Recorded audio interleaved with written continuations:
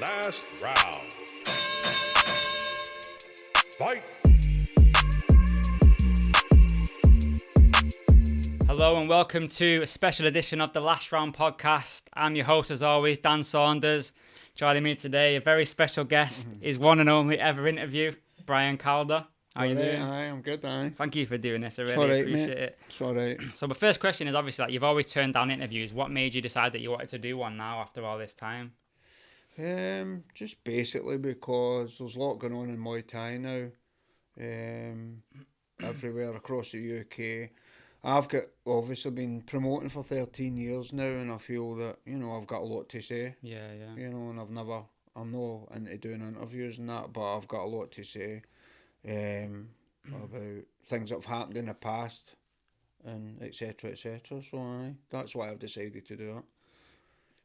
You've obviously been like top of the promoting game for well over 10 years now in the UK. A large portion of that was with Yak Alpha. Before we get into actually like what happened that led to the split, you had like so many good fighters on those shows over the years. Like, what are some of like your standout fighters that you had on your show in those times? There's been that many, to be honest with you. It's just a... Like if I throw some names at you, like Superlek, aye. It's just like a never-ending list of the top fighters in the world that I brought to the UK. You get Superlek, Fabio Pinker, Sanchai, Superbank, Packhorn, Yamamoto for Japan. There's loads of Thais. Rungnarai. Yeah. Pongsiri. There's just Manichai. There's loads. It's never ending.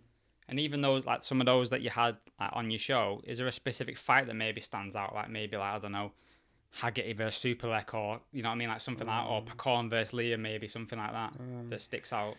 The Superlek Haggerty fight never really got going. Yeah. It got stopped in the second round with a cut that it shouldn't have been stopped, to be honest with you. A standout fight for me would be the very, very first show is Harrison against Benoit. That's probably up there as one of the standout fights. That was just like a war. So that was a good fight. Really good. Really good fight. Is there a fight that you like had like in the works, or one that you really wanted to put on but you were never able to do? Aye. The one I wanted to do was Jordan Watson against Yod. That was the one that I really wanted to do. I had been in talks in that with Fairtex and stuff, but it never came about. But that was the one fight that I wanted. And obviously, the other tie that I wanted that I never got on was Baka. So Yeah.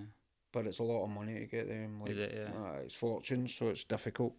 You kind of just touched on it there. What's like the most purse that you've had to pay like for a fighter on your show? Fabio Pinker. How much did he want? No, I can't tell you that. Why? Because I can't. About 10 grand. Give or take. Bloody hell. Was that to fight Liam? No, the two of them get the same. Right. Okay. The two of them get the same. Obviously, Liam said, I want to get the same as him. I deserve to get the same as him because I'm just as a bigger name as him, and I agreed, so aye. When it comes to, I've had quite a few questions of people wanting to know this. When it comes to like deciding what you pay a fighter, like what do you like? How do you justify like what they're worth? If you get me, is it to do with following the style, how many fights they've had? It just depends, really. Probably a bit of all of that. Do you know, it'll be a bit of all of it. And then you just sit down really and you talk to their coach. Obviously, their coach will come and say to me, like, how much do you want to, how much are you offering to pay? And then I'll say, then they'll go back, talk to the fighter, and then they'll come back to me. And then you just kind of, it's like haggling. And then you eventually get to where you want to be. And then everybody's happy and you sort out, obviously, a ticket deal and stuff. Ticket commission based on tickets they sell and, just things like that. Say that fight, for example, like you mentioned there, Fabio Pinker versus Liam. Aye. In the sense, like, obviously you're paying Pinker a lot of money. He's not going to sell you any tickets directly, is he really? Because he's coming over from a different country. Aye. So when you're putting on that fight, are you thinking, well, I can't make specifically this purse back off this one fight, but you're hoping it'll generate enough interest that people will want to come to watch that fight, but maybe, like, you know what I mean? exactly that. I'll put that fight on because I know it costs fortunes, but I know that people will come to watch that fight, just specifically to watch that fight. Yeah. I know that a lot of people buy tickets online. They'll get tickets. Liam will do a lot of tickets for it, and they'll come and watch the fight. That's why I would do that. Like when I first started promoting, I put on Saenchai against Packhorn in Glasgow because I thought, who's the one fighter in the world that would sell out a show up here? And it was Saenchai. Yeah, And yeah. that's how I ended up, because I knew he would sell it out. I knew it, and he did. Even today, he'd probably still sell out a show, wouldn't he? Maybe. In terms of your expectations of what you expect off the fighter once you like book them for your show, like what are you expecting off them in return? Obviously, aside from actually turning up and fighting. Basically, the main thing now is with social media. Yeah. The main thing of fighters now is just like promote the event, promote the event you're fighting on. Put your posters on social media. It takes 2 seconds to upload a poster. A lot of fighters don't do it. They don't. There's certain fighters in certain gyms that just blast it every single day, and that's what you want.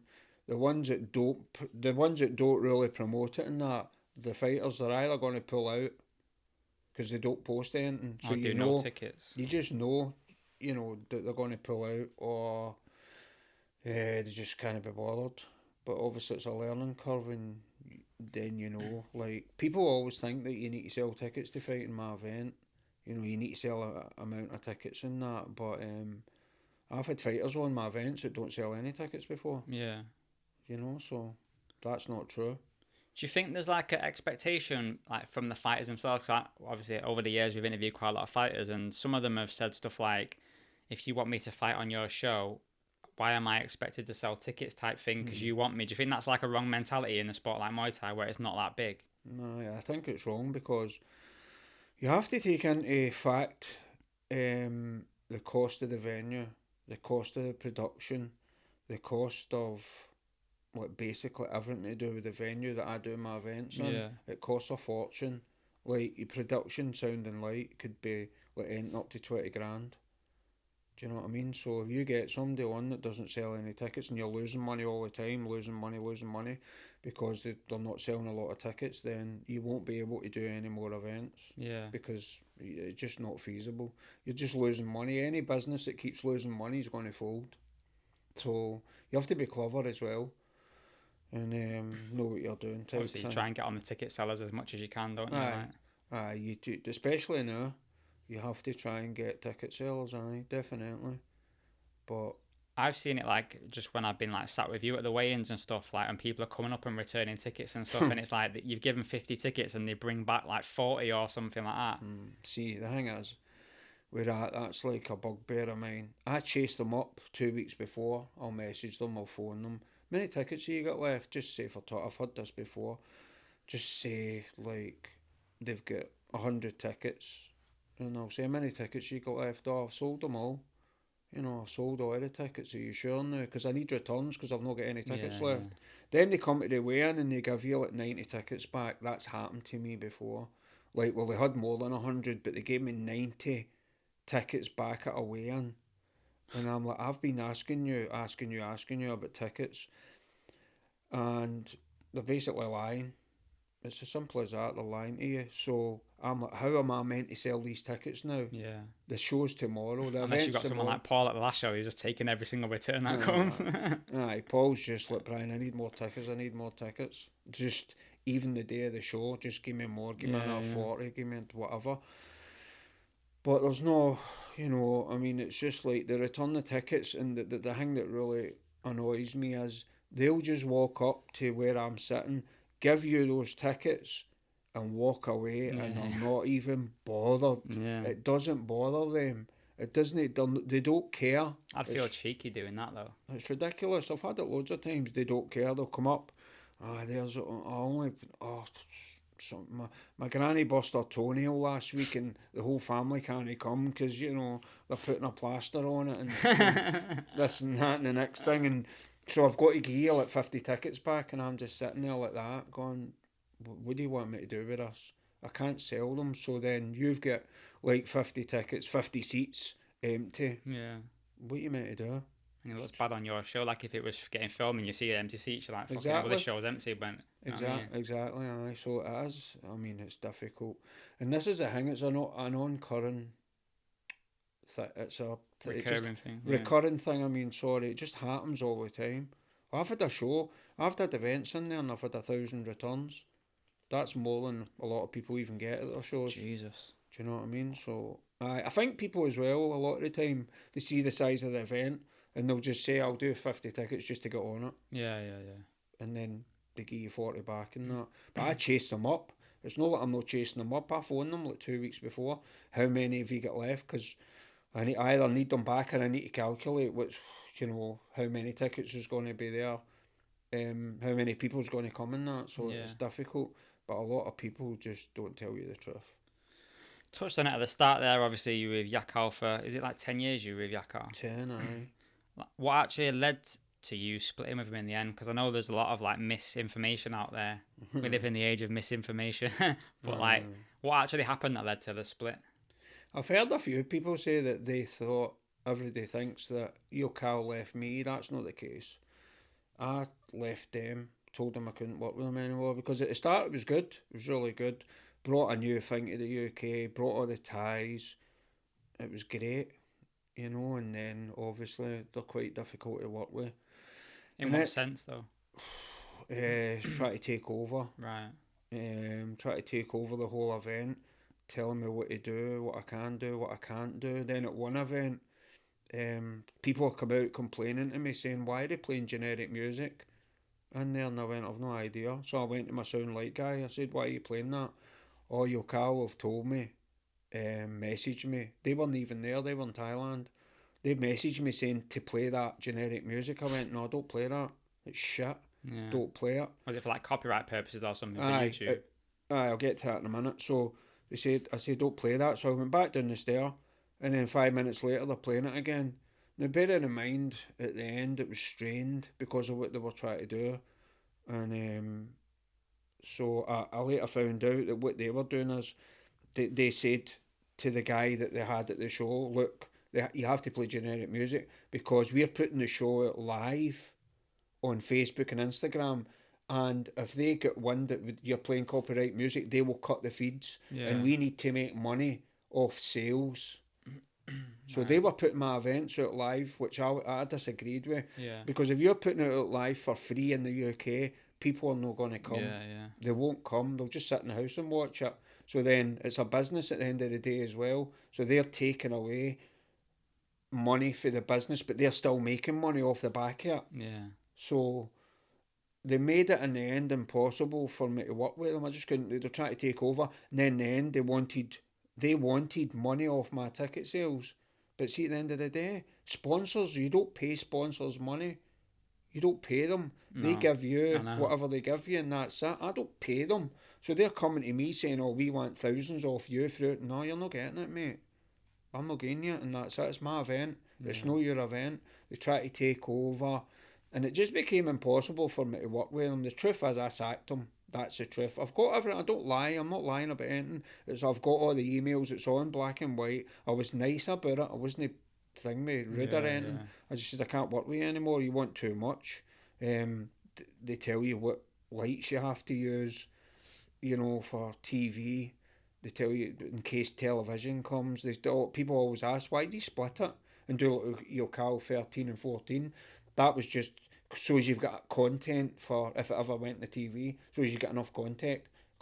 People thought it was 2 events, but it wasn't. It was 1. Yeah. Do you know what I mean? So they were just, in the end up, I just couldn't work with them.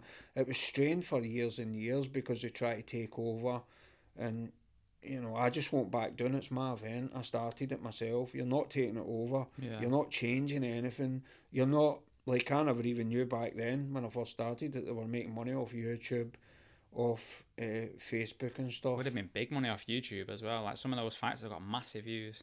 Aye, so don't get me wrong. The exposure I got and everything was unreal. Yeah. It was brilliant and it was good. But at the end it just made it impossible for me to work with them. In terms of bringing the ties over, was that through Yokkao or was that like through you? Aye. That was through both of us, really. Right. It was both of us, get the visas and stuff and sort out the visas and everything. Obviously, I paid for everything. Yeah, yeah. Like, obviously, as I do, I'm the promoter, so I've got to pay for everything. But it would be through them. And if I liked a Thai, I would say to them, I want to bring him over, like Superbank, and they would sort that out. We fought Paul. Yeah, yeah. And they would sort that out for me. So like that side of it was good, but there was a lot. In the end, there was too many negatives that outweighed the positives, and I could not work with them anymore.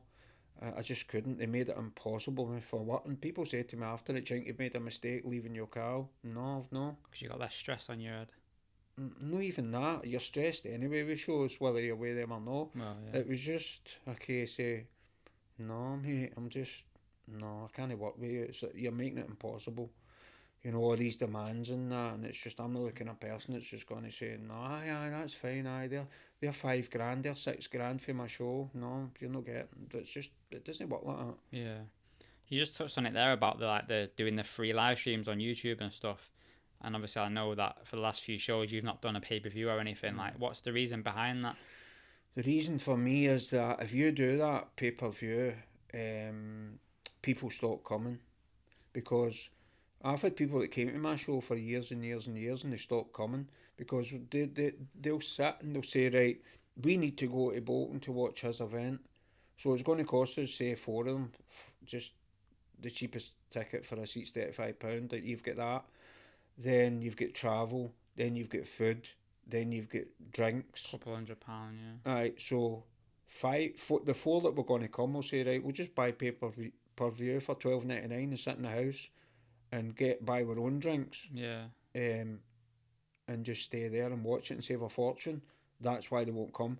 So that's why I don't do pay-per-view. And I know the numbers that I see other events and that, and they say pay-per-view this and that. I know the numbers you get for pay-per-view. Is it not great now? Eh? Is it not great now? No, it's not great, no. So I know, and anybody that says anything else are lying. I know exactly what you get. I know what another big event in the UK, I know what they do, and it's roughly the same as us, aye. So I know what it is, and anybody that says that they're getting like 10,000 buys and that for Thai, they're lying. Yeah, yeah. One thing I was curious about, because over the years, you know, you've done shows in Bolton for a long time now. Over the years, like other promotions or promoters have tried to come to Bolton, or have done shows in Bolton, or done shows in your venue as well. Like, what do you make of that? Do you feel like people are stepping on your toes, or does it not faze you? I don't really think there's been that many Thai boxing shows in the Macron. There's not been that many really, you know, if any, in all the time I've been there. So no, obviously there's a recent one that happened last year, but I'll touch on that at the end of this. But I just meant like, say, like Rumble at the Reebok, for example. Oh, that was before me. Oh, was it? Right, okay. I wasn't there. Right, I got you. I wasn't there then. I went after that. They were there, and then they went somewhere else to different venues. So yeah. no, when I went, there wasn't really any other. No, there wasn't any Thai shows there, and since I've been there, there's not really been any. Yeah. I know that inquiries got made. Aye. They did. So does it annoy? One thing I wanted to know: does it annoy you that like everyone seems to like think they're a promoter now, or everyone wants to do shows? It's what they're doing is they're saturating the sport in the UK. Last year there was 94 shows in the UK. They're saturating it. And does it annoy me? Obviously, they're not doing the show to your level, but like you might lose a fighter or something because they're on like a smaller home show or something along those lines. You know what I mean? You do lose fighters because they're on. Like I mean, I'm not slating any other shows. I'm not doing that. But for me, it's like I've lost fighters to other shows, like smaller shows, if that's what you want to call it. And I can't understand it because I'm like, well, why would you no fight in my show with the exposure you get and the platform you get and everything else to go and fight and say like a leisure centre or that in front of 200 people? I don't get it. Plus, they're saturating it, and what's happening is like they're charging. I've seen a lot of, especially after lockdown and that, they're charging like £40 to stand. In a leisure centre. I don't know exactly. I just see it on social media, like £40 to stand or £40 to sit, and it's like C and B class with a couple of A class in it, and it's like, oh, like people for the UK and that. I just don't get it. And it's just saturating, and it's making it hard for everybody, not just me. It's hard for everyone, but I just don't understand it. They're just saturating it. They're just they think that promoting's easy. You can make a quick buck. That's what they think. It's easy. MD can do it. It's not. It's not. You can't. It's not. How many promotions have came and gone in the last 10 years? Dozens. Exactly. Well, more than dozens. Yeah. Exactly. It's only really since in 10 years. It's only really been you and MTGP that have been around that whole time. All the rest have been and gone. No, that's right. So that is difficult. Do you think that like maybe not stepping, like people have stepped on your toes in terms of like, you know, doing shows where you are, but do you think there is a thing in the UK where promoters will step on each other's toes in a sense of going the same day or going in like a week after, like say for example, I think it was in November, like there was the MTGP, your show, and another show all the same day, and then there was like a couple of smaller shows the week after as well. How do you think that's just like, just doesn't make any sense? The main thing is communication and that, because a lot of people don't get on really. It's just like, do you know what I mean? They don't talk, so they just go on dates without asking it. Or a lot of promoters will message me, Brian, when's your dates for next year? And I'll tell them, right, we'll avoid that. And that's what they do, which is good. But not everybody does that. Yeah. You know what I mean? So, I mean, like I said, now it's saturated in the UK. There's just too many shows. It's just, do you know what I mean? And they're not going to last that long, because you're not, because to be honest with you, there's hardly any promoters in the UK, believe it or not, that are actually doing shows and making money. For what I've been told the last maybe, I don't know, year and a half, they're all losing money. Yeah. So it's difficult. Just to touch on that, like obviously you did shows in 2020 and 2021, like after the pandemic. Like how hard was it doing shows in that time?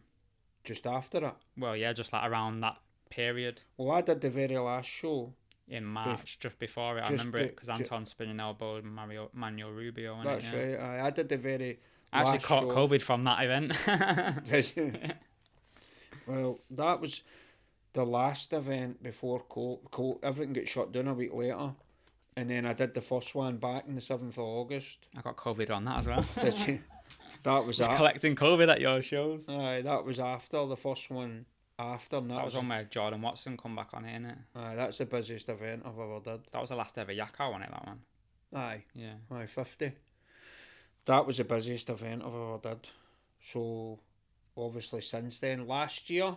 More like the Super Showdown era. Like, was it been a struggle, like post COVID and stuff? Last year, 2022, was the last show I did in November was the quietest event I've ever did in 13 years. Yeah.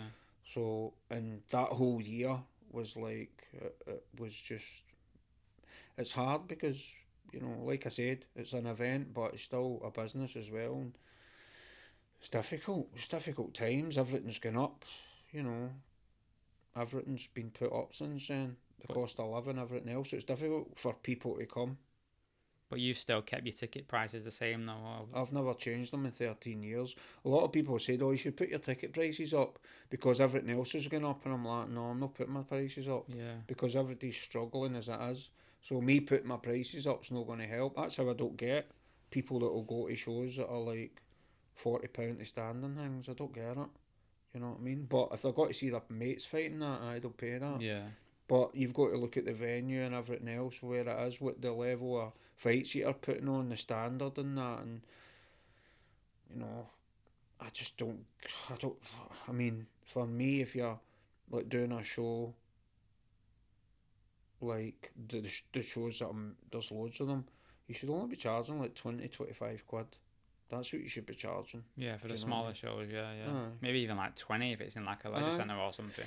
But they're not. They're charging 35-40 quid in that. But what you got to think as well about those shows, having like been to quite a few of them myself at this point, like a lot of them, it's all like novice fights as well. So it's literally just take, maybe like one A-class fight at the end or something, but 30, 35 fights in a leisure centre, one big fight at the end, and it's just like...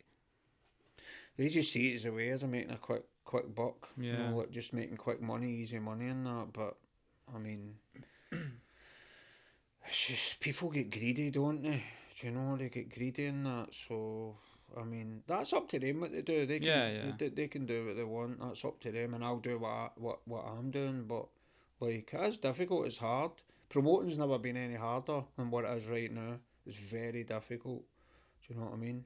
And as you said, there's small shows as well, and they're taking fighters. You know what I mean? If you're trying to do like undercards and stuff, and then no, they're fighting in that show, which is fair enough. I get it. What I don't understand is if you get a choice between the two. Yeah, it's a no-brainer, isn't it? Yeah. Why, I'm not slating any other shows. I'm just saying that's like playing. Do you want to play in the, I don't know, second division or the Premier League? Yeah. I'll just go and play in the second division. I don't get it. Yeah. Do you know what I mean? But that is what it is. Do you have any regrets from your time like promoting? Anything you look back on and like have like regret over? No, not really. Maybe. Any like people, not you don't have to say the name, but anyone like maybe you given a chance to that you wish you didn't, or anything like that, or anyone you brought over who you wish you didn't, looking back in hindsight, anything like that? No. Obviously, you give a lot of people opportunities over the years, you know what I mean? don't regret giving MD a chance. I don't regret that. I don't. What I will say is, we're giving them that chance. Things that have transpired after that, I've learned. Yeah. You're always learning. Every show something else happens that you're like, oh, and then you learn from it, and you don't make that mistake again. I don't regret giving MD a chance. I don't. But because at the time it was the right thing to do. Aye. But I've learned from it, and would I give them people that chance again? Aye, absolutely. Until something happens that I'll go, well, you know, that wasn't great. Yeah. You know what they did, but I don't regret giving them this chance. No, I give them the platform, you know, to get exposure worldwide. So no, I don't regret it. No. It's a very diplomatic answer. I wasn't expecting that. I was expecting Make you slaughter somebody. yeah. No, I'm not Good gonna. on you. There's a few. He's a changed man. I'm no.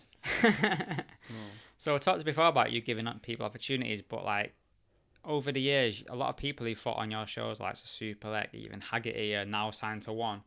Does it make you proud that, you know, your platform almost helped elevate their profile to get on these like big shows that are earning the big money that, you know, people do deserve, really? Aye, it's good because I think the last time I counted, it was like 6 fighters that have fought in my events get signed with one championship off the back of that. And just recently, the other day, Jonathan Haggerty's dad messaged me, and he said, because I congratulated him for Jonathan beating Nong-O, and he just said, thanks Brian, I appreciate that. He says, we'll never forget what you did, and it's because you put John on that stage that he's ended up where he is. So that means a lot to me, you know what I mean, because people are dead quick to forget, you know what I mean, and no, it means a lot to me that when people say that, and I'm proud, because I'm not saying if they didn't fight in my show they would never get signed, because they're that good. Yeah. That they eventually they probably would get signed. But any other promotion in the UK, who's been signed off of One? None, except just that tournament last week there in London. Somebody gets signed off of that. Craig Coakley, yeah. So say for example, like with One Championship, like obviously a lot of the people, like you said before, that fought on your shows now we're getting the opportunities in there. I always felt sorry for Nathan Bender in a sense, because, you know, he was a world champion. I've even said it to him myself that I don't think he should have had to fight for the chance to fight in One in a tournament. I think the people that are getting opportunities, he should have just been given an opportunity anyway. What's your thoughts on that? I always thought at the time that Nathan didn't need to, you know, go in the tournament to get on One. I always was of the belief that they would have signed him anyway. Yeah. He had, for me, if it didn't work out and he didn't get into One, he had too much to lose, because he would get stripped his WBC title because he never defended it. But obviously I understand and I get why he did do it, because he's looking out for his family and that, and obviously it's good money. So that would help him, to help his gym, etc., etc. But I always thought that he didn't need to go in that tournament, because they would have signed him anyway. That was my opinion. So unfortunately, it didn't work out for him. But you know, he had to chase his dream, and I get that, I understand that, and you know what I mean. If you've Yeah. got, sometimes you just got to do that, Yeah, yeah. and that's what he did, and fair play to him. But obviously, you know, it's just a shame now that he's ended up. He's not got his WBC world title and stuff. Yeah. What do you make of one championship in terms of like the 3 round format, the MMA gloves? Like, are you a fan of it or? No, I can just tell you basically straight away, it's not Muay Thai. It's not. Your whole game plan changes. It turns non-punchers into punchers. It's just they swing for the heavens trying to knock people out. Yeah. It's just not. It's not Thai. There's no music. I watched it the other week. They were breaking the clinch straight away. It's not Thai. It's 3 rounds. Again, it's not Thai. Do you know? It's just not. I seen a thread last night and somewhere on social media, and somebody, I think it was Thai, just said we're sports dying because they've went into the Homa Lumpini, the Homa Thai, Yeah. which is Lumpini, and just changed all the rule set. And it's not Muay Thai. It's not. Doesn't matter what MD says. It's not. Yeah. It's not. So would you never put on a fight in MMA gloves now? Me, no. It's not Muay Thai. I've been asked. Yeah. No. And plus, to be honest with you, if you're, I mean, I've seen some of the people that have fought 4 ounce gloves are fighting for £300-400 and that. That's madness because they you keep taking hits for the gloves. It's career ending. Don't get me wrong. You can get hit with an elbow or a shin across your jaw and all the rest. You can, obviously, but you've seen the damage of people's faces after they've fought in 4 ounce gloves, and then you see the damage of, say, they're wearing 8 ounce gloves, 10 ounce gloves. It's night and day. Yeah. And it's, you know, it can cause later on, it can shorten your career as well. So for me, if I was advising them, I'd say, if you're going to do it, don't go in like 19, 20. Wait till later on in your career when you're established. Obviously, everybody's chasing it and they want to go on it and that. I don't blame them. But for me, if I was advising them, I'd say wait till later. Don't jump straight in. Do everything you've got to do in Thai and then go. What do you make of like everyone, like you said there about everyone chasing it? Because I've got quite strong opinions on it. I think that like people are dodging fights now because they don't want to get losses on the record. There's no more domestic fights because everyone thinks they're already too big to fight someone domestic, even if they're both fighting Europeans or both like got world titles. Or no, we're not doing domestic fights now, just for the chance that they want to get signed into one and they don't want their record to look bad. Right. Well, you can't make domestic matches in the UK now. I can't. I've tried. You can't. It's very, very difficult. Maybe one that springs to mind is Alfie Pierce. I was talking to his trainer the other day. I'll try to get him matched, and nobody will fight him. So what he's doing is he's lost to the gym and that. His trainer was like, I'm devastated, but he's going to chase his dream and go and live in Thailand for a year and fight there. Right. So he's away. Nobody will fight him. Like, he's not even in the top 10 in the rankings. I know. But nobody will fight him. I've got the same way. There's other fighters that people won't fight them. I can imagine it'd be hard to get like a domestic opponent for the likes of Joe Ryan, for example. He's a prime example. Like, he's a young kid. He's 19, and like nobody will fight him. Nobody. There's nobody that will fight him.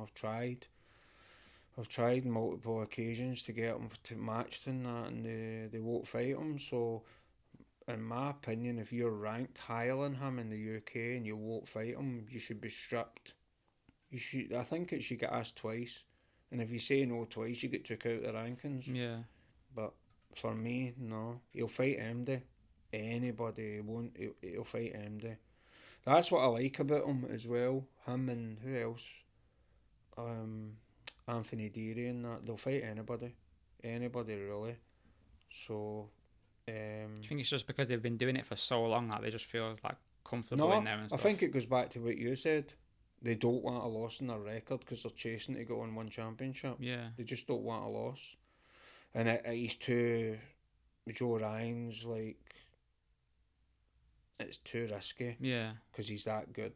Do you know what I mean? So they don't want to risk anything at all. They don't want to risk losing and then they can't get on it or whatever. Or maybe they think if I get beat off him, I won't get on it. But you don't know. Do you know what I mean? I've seen people with losses and that have got on it. Yeah, of course, yeah. So especially now as well, when they need to fill cards every week. Even people who have lost multiple times in one are still getting opportunities on one. I know, aye, so exactly. But in the UK now it's dead hard. It's really difficult to make domestic matches. Really difficult. Yeah. I've tried. I know the fights I want, but I just can't get them because they just won't fight. Because I think with those fights as well, they almost just sell themselves really. They don't like, say for example, Paul and Jono. Like that got built up. Like, I mean, I'll pat myself on the back a little bit for that, but like that got built up so well that like as a domestic fight that was huge. And I honestly can't think of another fight like in the recent years where it's been built up that much, where like everyone wants to know what's going to happen, everyone wants to watch it. Do you know what I mean? There's shit talk back and forth. That's what you need though. That sells fights. Yeah. Do you know what I mean? And obviously the build up and that. And John was really good in social media. Yeah. Paul's. He's good the last week, but he doesn't need to be good, Paul, because he sells tickets. So he doesn't. Like he said to me, Brian, I don't need to be on it every single day because I'll sell tickets anyway. And it's right, it's correct. He backs it up, so you can't fault him. But that was just. There was a lot of good fights in the last show, but that was, Joe Ryan's fight was good, but that was a standout fight. Even like WBC and that said that was the fight of the night. So that was a standout fight. Yeah, definitely. It's good to see Paul like get recognition. I feel like people have like been playing him down for so long or whatever. For me, people say, "Oh, he doesn't fight that often and that," but for me, whenever I've dealt with Paul, he's been great, and he'll say, "You need to get me a fight and understand to get me out of bed, make me want to go training and that. You have to get me a good fight." He's been in the sport. I remember watching him when he was 14, 15 at the George H. Cornell fight centre, fighting under Master Scan. Yeah. I remember him back then.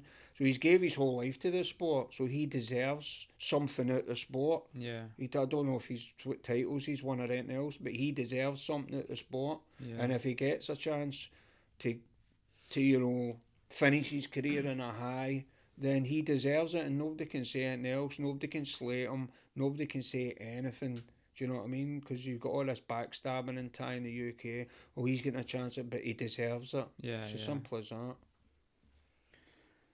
When it comes to like putting on fighters specifically on your show, is there like a preference that you have? For example, how would you feel towards like putting a fighter on who you know is going to foot tap for 5 rounds and they may not excite the crowd versus foot tap? Yeah, like, just like I know what you mean.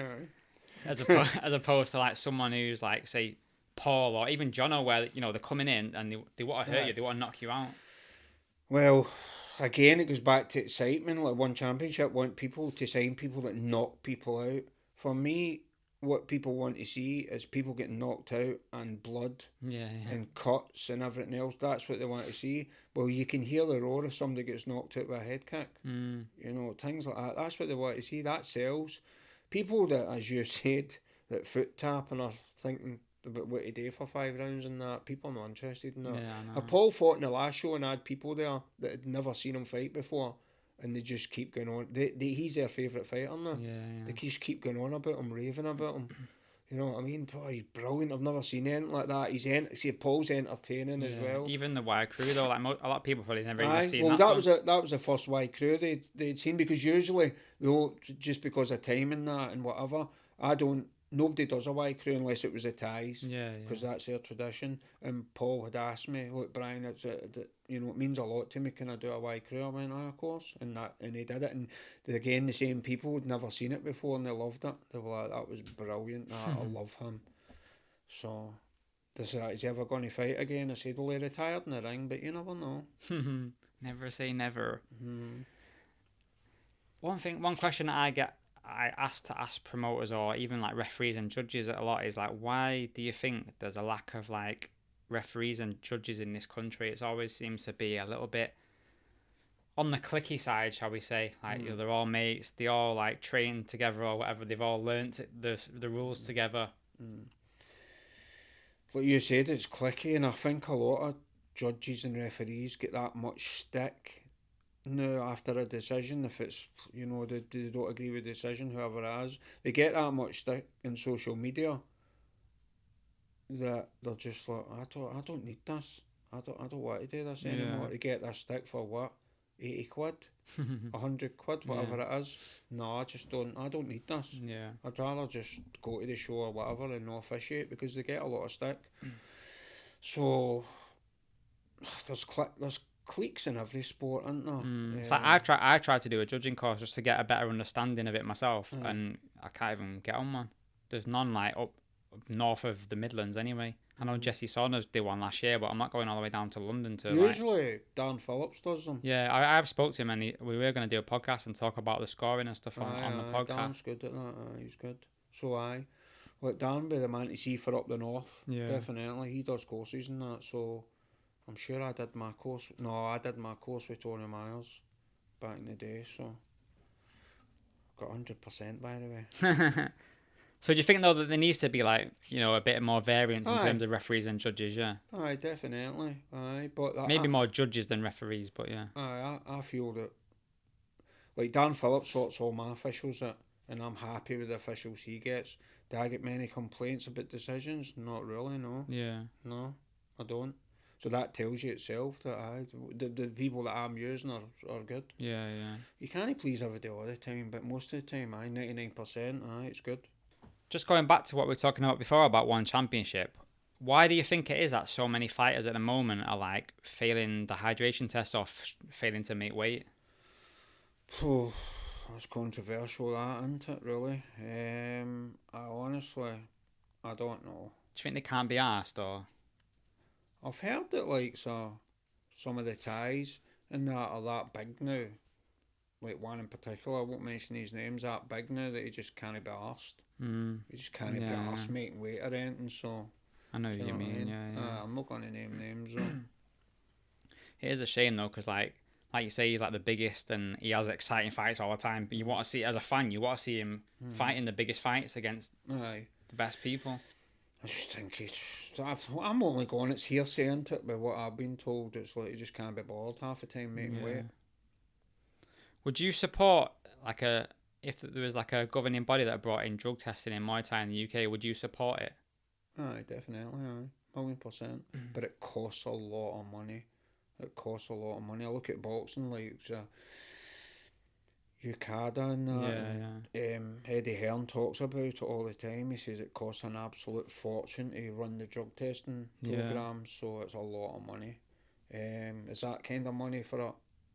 Would I be able to do it in Thai and that? No, I don't think so, because it costs too much. No, I just mean, like, would you support it happening, though? Support it, yeah. 1,000,000%. Do you think that is a problem in, like, the UK scene? Obviously, not to name anyone's name or anything, but, like, I've been told that people are on, like, performance-enhancing drugs and, like, I mean, obviously people are, do you know what I mean? Just by a law of averages, there's going to be people on it, do you know what I mean?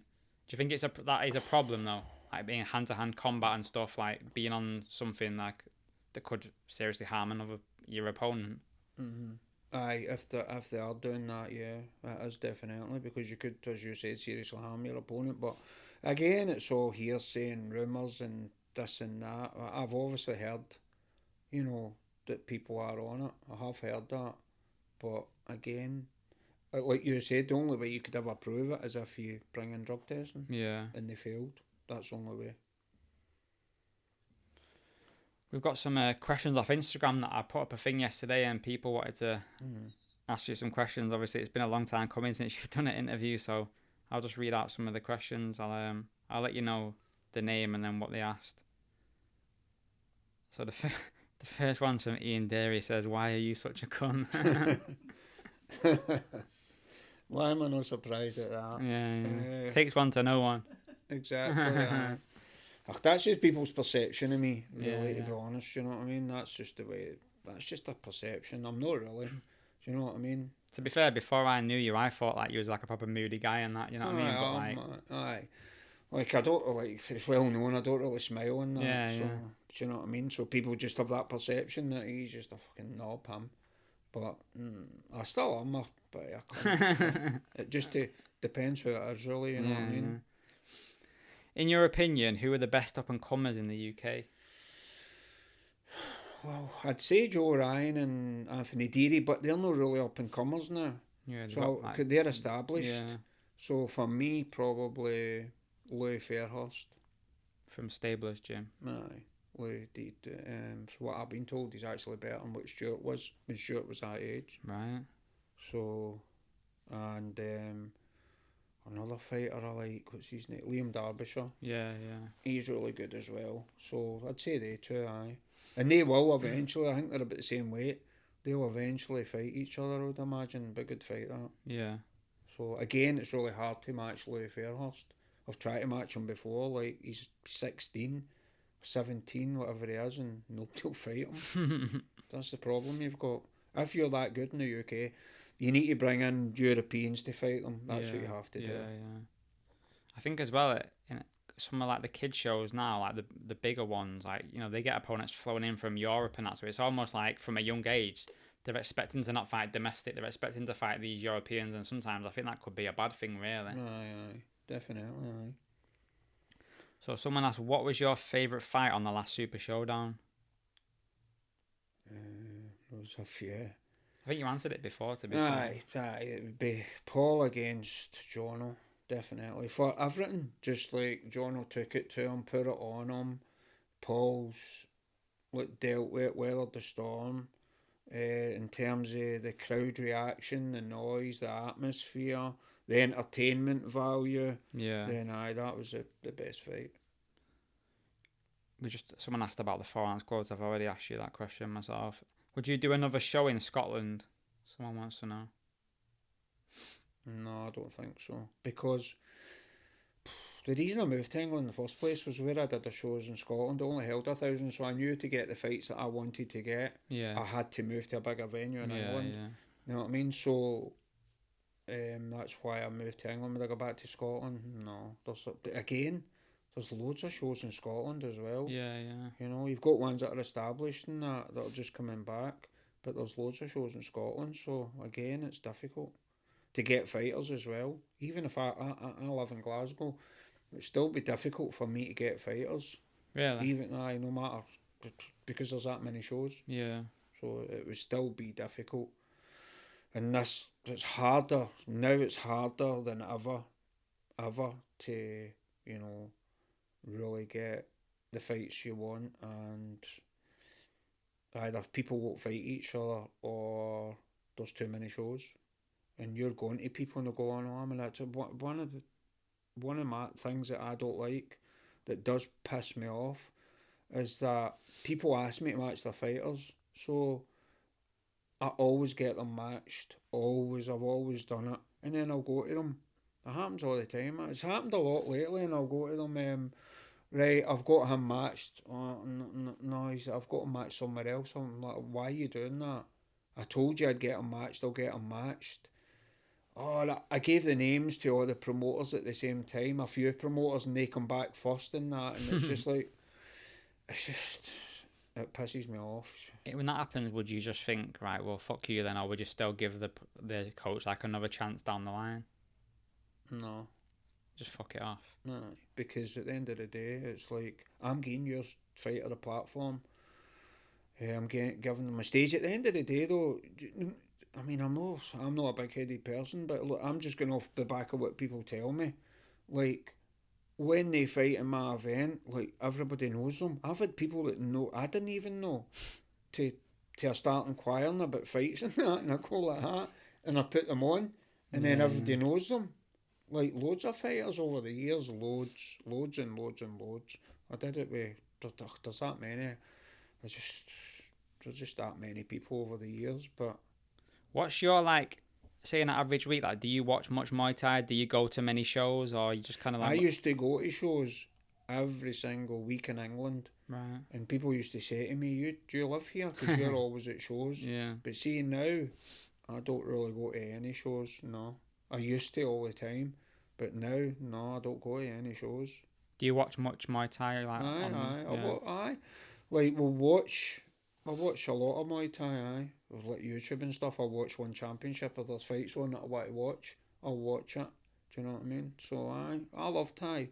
My concept when I very first started was to put on the biggest show that Scotland had ever seen, and I did it with my very first show. And I did this. I wanted to do the same in England when I came here, and I've done that time and time again. I've done it. Do you know what I mean? Yeah. Nobody can slate me or you know, talk down anything I've ever done. Do you know what I mean? They can't. Do you have any, like, you just said then about you achieving your goal for your first show? Do you still set yourself goals for shows? Do you have any ambitions or stuff that you still like to do, or have you just you just going with the flow now at this point? No, I've never went with the flow. No, never. I always try to make my next event better than the last event. Obviously, it's more difficult now. But I always try to make my last event, my next event better than my last. Yeah. I'm always learning. Every event I learn something else happens.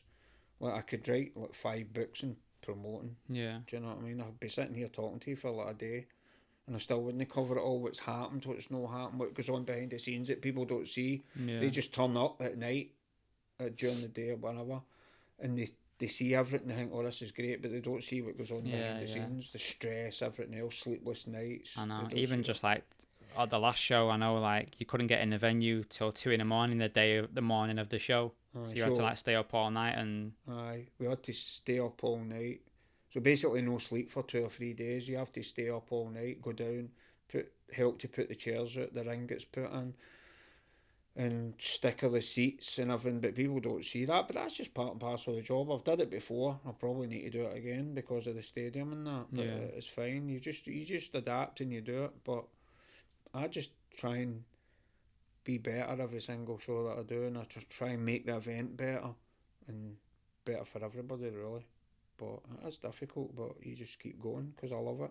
I love what I do, so Who are some of your favourite fighters that, like, when you first got into Muay Thai that you enjoyed watching, or maybe they're still your favourite fighters to this day, like maybe golden era guys or 90s guys or the likes of Sanchai, do you know what I mean? Like, he's one of the main ones. It would be Sanchai.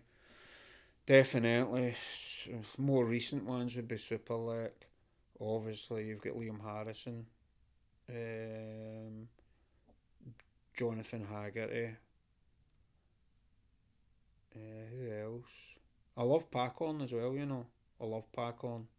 I loved him. He was brilliant. Different class. Who else? Singdam. Singdam was really good as well. People like that.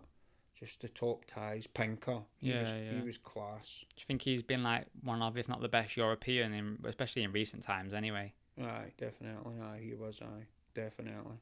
He was the best European. Aye.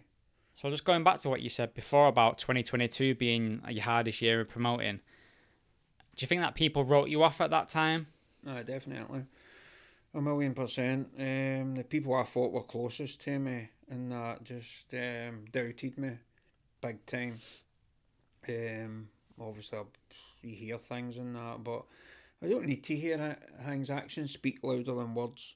And I seen them when I left Yokkao slowly drift away and drift away. It's like, you know, that ship's sinking, so let's jump overboard and get away and go somewhere else, basically. So it's a learning curve, isn't it? You're always learning at the end of the day.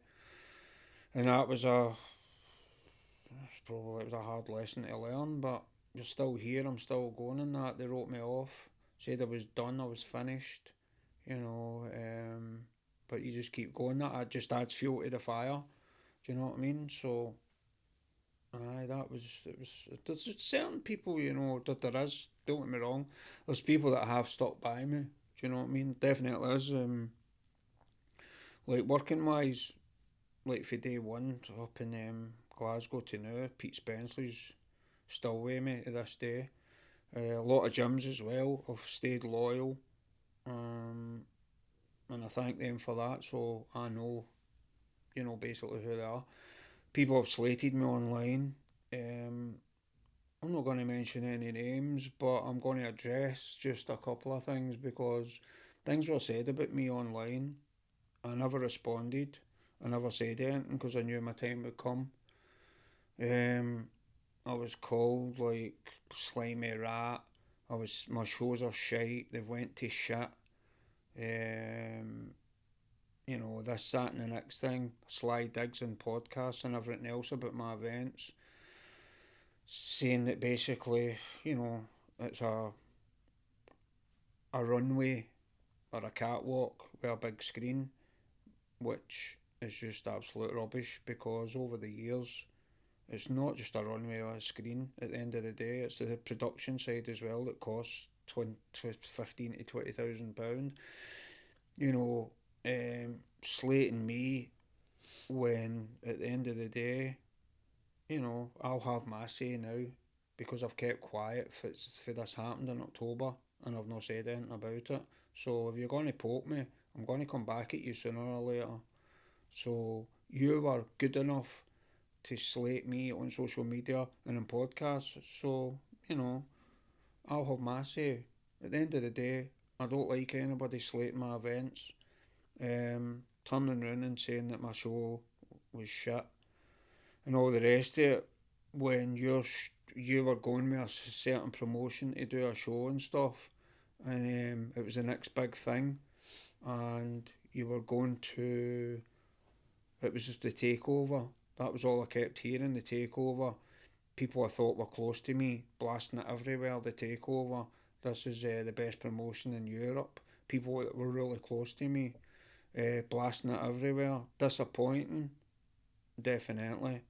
And then going, putting a show over. Everyone knew who the takeover was aimed at, me, because they were doing the event 50 yards across the road. Yeah. At an arena across the road. Do you know what I mean? Saying my shows are shit. So what happened to that then?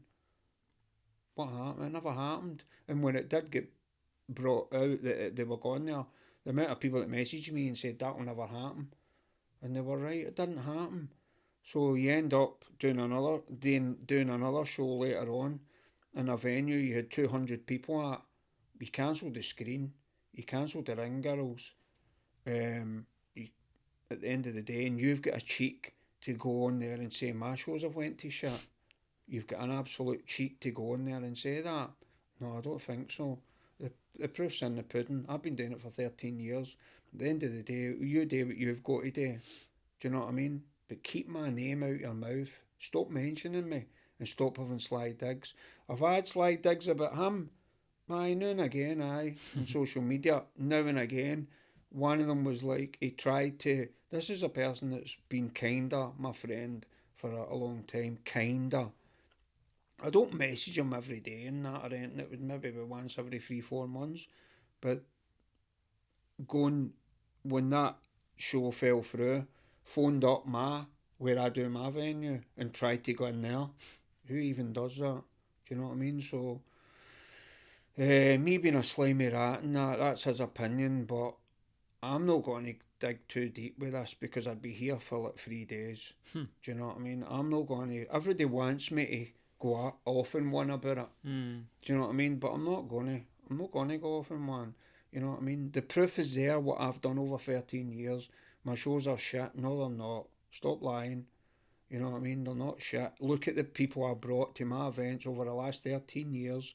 Look who I've brought. The days are gone. The days of bringing Super Lake and all that, sing that, they're gone because I won championship. Yeah. You won't get them here, they cost too much money. So see all of this, I'll bring this, I'll bring that, and all the rest of it. Nobody knows them. So I've been there and I've done it and I've wore the t-shirt. The days are gone now. Yeah. Do you know what I mean? So if you want to go on and slate me on your podcast and all the rest of it, then you crack on. But I'm going to have my say as well. It's as simple as that. Yeah, yeah. And at the end of the day, you know, if they keep going and they come on again and they slate me again, I'll do another podcast and it'll be dedicated to that one person because I've got fucking shitloads, trust me. And at the end of the day, I'm not lying about anything. Yeah, yeah. I'm not lying. Everything I'm saying is the truth. I'm not lying about anything. If you're going to go and slate me, I'm going to come back at you. It's that simple. Do you know what I mean? Yeah, So yeah. that's all I'm going to say in it. You know, I'm only scraping the surface on this. Do you know what I mean? But I've had to sit back and take it all. The takeover, this, that, next thing's directed at me. You know, there's loads of other stuff in that. But for now, that's all I'm going to say about that. Do you know what I mean? But like you say, you know, you find out who's weighing, who's no. When times are hard, you find out. Yeah, yeah. And I've found out anyway, so I'm happy doing what I'm doing. I'm not bothered about what anybody else is doing, do you know what I mean? So, it's one of them, isn't it? So, that was just, I just felt that I had to address a couple of things that were said about me in social media that I never replied to, that people that are close to me, they saw that, what was wrote, people that are close to me. It's not nice. Yeah. You know what I mean? It's not nice. I've not wrote anything at all. Anything really. Anything like that anyway, calling people down and that.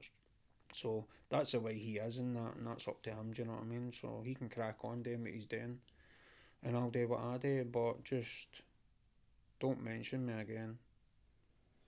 Wicked. Well, I appreciate you sitting down and having a chat with me. It's good, mate. I enjoyed Thank you it. for doing it with me and nobody else. Obviously, this is the only place to do it, really. Exactly, mate, exactly. So. Thank you, everyone, for watching. Follow Last Round, Instagram, Facebook, subscribe on YouTube. I'll be at events in the future, filming with fighters after they've fought, and hopefully loads of more content anyway. But yeah, stay tuned. Thank you for watching.